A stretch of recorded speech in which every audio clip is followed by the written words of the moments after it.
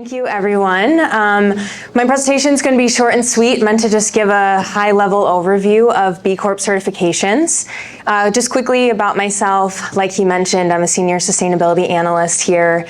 I just started, so just getting thrown right in with some presentations right off the bat. My background is in environmental engineering. I'm coming from more of a remediation compliance background, but super excited to get into the sustainability world with all of you. And just a quick show of hands, who has heard of a B Corp certification before? Okay, so quite a few. And little pop quiz question, do you know what the B stands for in B Corp? Just shout it out if you think, you know. Benefit? Close. Any other guesses besides benefit or benefits? Okay, well, we'll see how that goes. So quick agenda, just going to touch on what a B Corp is, where they fit into the other standards, frameworks, certifications that are out there, you know, the cliche alphabet soup that is our sustainability field, who can become a B Corp, what that process looks like, and then, you know, we'll of course leave time for some questions at the end. So for those of you jumping ahead, third bullet down, the B actually stands for benefit for all, not to be confused with a benefit corporation, which is a little bit different. A B Corp could be a benefit corporation, but they could also be entirely separate.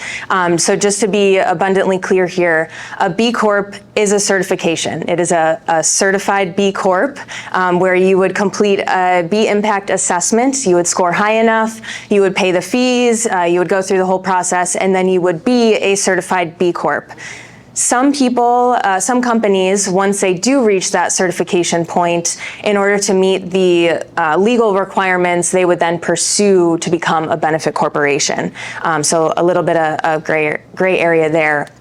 But a B Corp is just another ESG assessment out there, a little bit different in that it is, not to repeat myself here, a certification. This is not a framework. This is not a standard in your reporting framework or anything like that. This is just an additional certification on top.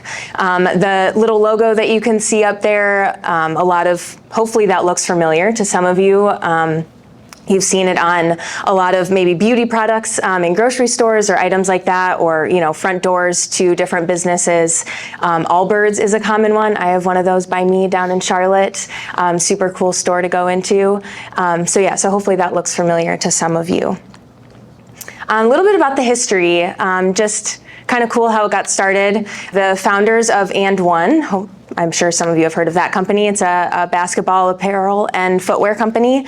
Those founders were super passionate about considering their stakeholders and their shareholders. So they had a lot of social considerations. They put a lot of effort into caring for their workers and their community around them, not just, you know, bringing in profits.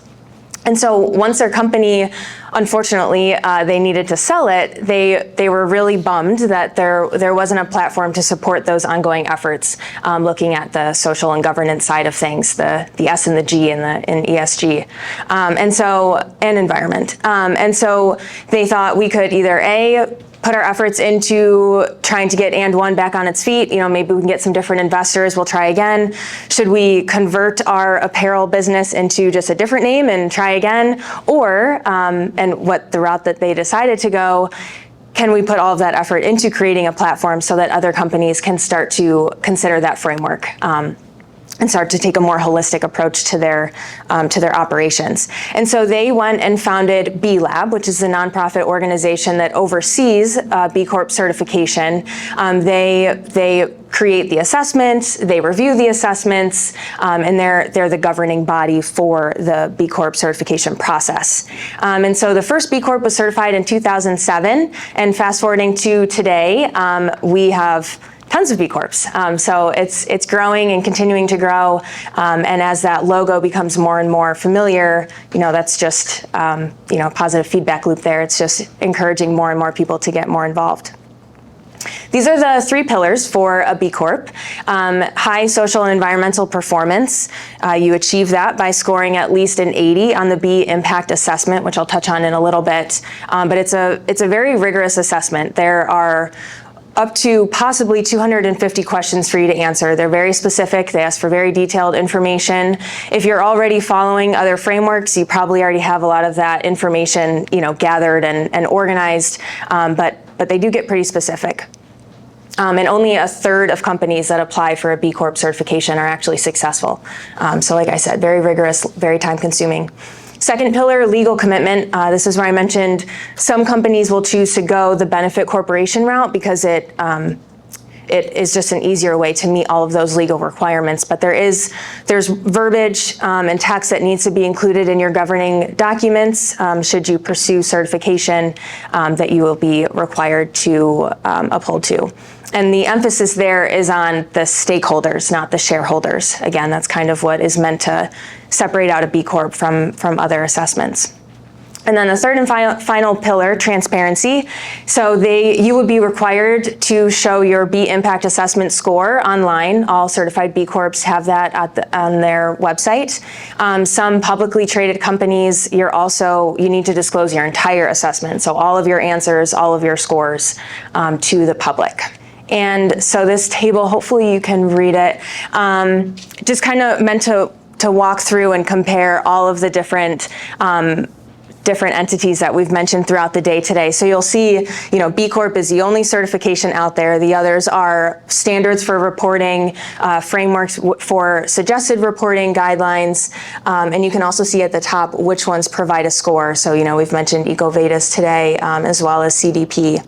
And the last thing I want to highlight on this table is that second to bottom row and just what they focus on when you are thinking of the three pillars of ESG. And so not all of them take that holistic approach to considering all three of those areas, but B Corps do. And just taking a little bit of a closer look at a B Corp versus TCFD, often asked, if a company is already following TCFD, how easy is it to make that jump to become a B Corp, or vice versa? But we rarely see, B Corp's normally the final step. They're already following some other standards and frameworks, and then they're looking to add on B Corp kind of as the cherry on top, so to speak. And so you'll see the sample questions that are on the left. Those are from the B Corp B Impact Assessment. They're very specific, like I mentioned, and those are the 5 themes as part of that assessment, whereas the 2 colored boxes on the right-hand side, that's coming from TCFD's recommended disclosures. So you'll see they're a little bit more broad, more vague. Again, keyword there being recommended disclosures, whereas B Corp, you are required to answer all of those questions in order to be graded for a successful certification. And one of the little caveats there are you are required to receive 80 points at least on your B Impact assessment to be certified, but it does not matter where you get those points from. So some companies, they might score 0 points in the environmental category, but they would still get that nice little logo on their screen or on their company website if they're doing all the other things to get certified. So sometimes, it's nice that you are forced to disclose your scores and some of your assessments online so that, consumers and clients and customers and investors can see where you're scoring. And who can become a B Corp? So only requirements, you need to be for-profit, you need to be in business for at least a year.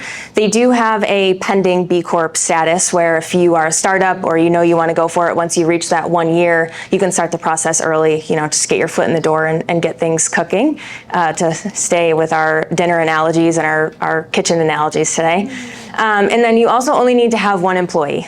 So, the size of companies and the diversity of companies that pursue becoming a B Corp is rather large.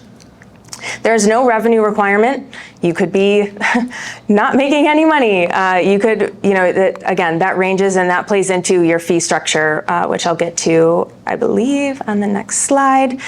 So here you can see that ranges pretty drastically as well. So if you're not bringing in any revenue, you are still required to pay that $2,000 fee each year. On top of the fees that are required just to go and apply for your certification. And then those can range all the way up to $50,000 a year, so rather hefty. And sometimes that can be a limiting factor for some companies to pursue that certification. And so just to bring it home here again, B Corp, it's a certification, very different from the standards and frameworks that we've mentioned throughout the day today, but just another way to differentiate yourself, another way to bring, a good reputation. You care about the environment, you care about your workers, and something that could be considered for your strategic business plans. Any questions?